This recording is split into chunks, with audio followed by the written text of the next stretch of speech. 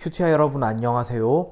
오늘은 7월 14일 수요일이에요. 함께 기도하고 오늘의 큐티 시작해요. 하나님 아버지, 오늘 아버지의 말씀 앞에 서게 하시니 감사합니다. 이 말씀을 읽고 묵상할 때 하나님께서 맡기신 일에 최선을 다하는 저희 큐티아이 되도록 인도해 주세요. 예수님 이름으로 기도합니다. 아멘. 오늘 큐티의 제목은 맡은 일에 최선을 다해요예요. 함께 읽을 말씀은 예레미야 26장 11절 12절이에요. 이 말씀을 우리를 대표하여 정이름 친구가 읽어드려요. 예레미야는 죽어야 합니다. 여러분도 여러분의 귀로 직접 들었듯이 예레미야는 예루살렘에 대해 좋지 않은 예언을 하였습니다. 여호와께서 나를 보셔서 이 성전과 이 성에 대해 이 말을 예언하라고 하셨소. 여러분이 들은 것은 다 여호와께서 주신 말씀이요. 이 사람은 죽는 것이 합당하니 너희 귀로 들음같이 이 성에 관하여 예언하였음이라. 여호와께서 나를 보내서 너희가 들은 바 모든 말로 이 성전과 이 성을 향하여 예언하게 하셨느니라. 아멘. 오늘 본문에서는 매우 이상한 장면을 묵상하게 돼요. 바로 예레미야가 성전에서 하나님의 말씀을 전하다가 그만 사람들에게 붙잡혀서 잡혀가게 된 거예요. 이때 제사장들과 예언자들이 이 예레미야를 향해서 엄청나게 못된 소리를 해요. 오늘 함께 읽은 말씀 11절인데요. 11절을 먼저 같이 읽어볼게요. 예레미야는 죽어야 합니다.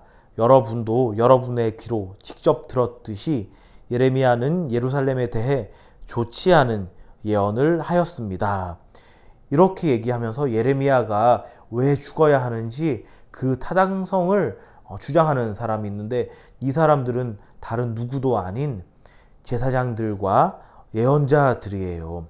여러분, 제사장들과 예언자들은 누구보다도 하나님의 뜻이 어디에 있는지 잘 분별하고 또 하나님께 들은 말씀, 하나님의 뜻이 있는 그것을 늘 가르치고 전하고 지도해야 하는 역할을 하는 사람인데, 지금 하나님의 선지자인 예레미야를 죽여야 한다라고 주장하고 있어요. 이 주장에 대해 예레미야는 이렇게 얘기하죠. 자, 12절인데요. 여호와께서 나를 보내셔서 이 성전과 이 성에 대해 이 말을 예언하라고 하셨소. 여러분이 들은 것은 다 여호와께서 주신 말씀이오.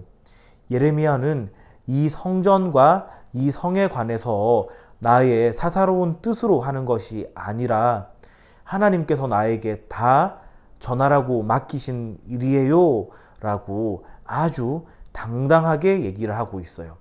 예레미야는 어떻게 이럴 수 있을까요? 그것은 예레미야가 하고 있는 일이 예레미야가 자기의 뜻으로 자기의 결단과 의지와 능력으로 하는 것이 아니라 하나님의 부르심을 따라서 그 부르심에 순종하며 하나님께서 주시는 능력으로 이 일을 하고 있기 때문에, 하나님께서 하신 일을 하고 있는 예레미야는 다른 사람들이 엉뚱한 말을 할 때 전혀 주눅들거나 괜한 내가 이 일 때문에 큰 핍박을 당하면 어떡하지? 생명의 위협을 경험하면 어떡하지? 하는 생각까지 하지 않는 거예요. 바로 하나님을 바라보고 신뢰하고 또 자신을 위험에서 구해주시고 구원해 주실 것이라는 것을 누구보다 잘 알고 있었겠죠. 여러분, 우리도 이 예레미야처럼 하나님께서 맡기시는 일에 최선을 다해야 해요.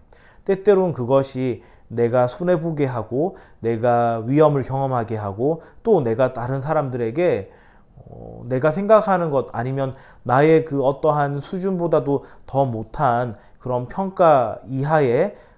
수준 이하의 평가를 받는다 하더라도 그것들 때문에 하나님께서 맡기신 일을 소홀히 해서는 안 돼요.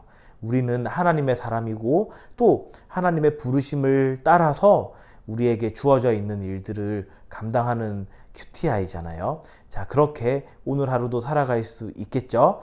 이 하나님의 동행하시고 또 하나님을 신뢰하고 하나님의 능력으로 살아가는 큰 은혜가 여러분에게 충만하길 주님의 이름으로 축원합니다. 오늘의 질문이에요. 하나님의 심판을 전하다가 죽을 수도 있는 상황에서 예레미야는 어떻게 행동했나요? 이 질문의 답은 예레미야는 자신이 전한 말씀은 모두 하나님께서 주신 말씀이라고 당당하게 말했어요가 되겠죠. 5손가락 묵상이에요. 함께 묵상한 말씀을 하나하나 손가락으로 짚어가며 정리해봐요. 먼저 엄지손가락, 이 본문에서 하나님은 누구신가요? 여러분은 오늘 말씀 묵상을 통해서 어떤 하나님을 묵상해 보셨나요? 저는 보약과 같은 생명의 말씀을 주시는 분으로 하나님을 묵상해 봤어요. 하나님의 말씀은 우리에게 생명을 주시는 무엇과 같다고요? 보약과 같다고요. 하나님의 말씀은 우리를 정말로 살리고 힘나게 하고 또 어려울 때마다 완전히 쓰러지지 않고 다시 일어날 수 있는 그런 보약과 같은 것 같아요. 그리고 하나님께서 이 보약과 같은 말씀을 주시는 분이라고 저는 묵상해 봤어요. 자, 두 번째, 이 본문이 나에게 지적하는 죄는 무엇인가요? 자, 저는 이 말씀을 묵상하면서 때때로 귀에 달콤한 말씀이 하나님의 말씀일 거라고 자신했던 것, 그것을 떠올리며 회개해야겠구나 하고 묵상해 봤어요.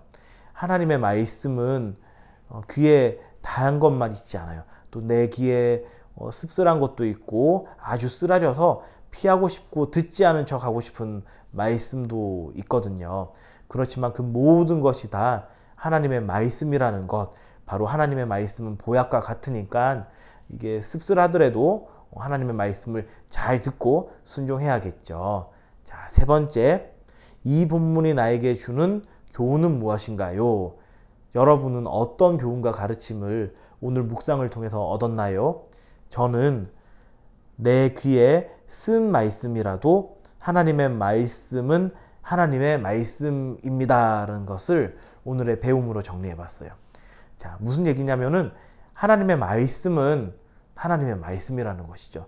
따라서 하나님의 말씀이 내 귀에 듣기 좋은 것이라 할지라도, 하나님의 말씀이 내 귀에 듣기 고통스러운 것이라 할지라도, 하나님의 말씀이 내 귀에 듣기 답답한 거라 할지라도, 하나님의 말씀이 내 주변에 있는 사람들과 나와의 관계를 단절시키는 것이라 할지라도, 그것이 어떠한 것이 되더라도 하나님의 말씀은 하나님의 말씀이다는 사실, 저뿐 아니라 우리 모두가 잘 붙잡았으면 해요.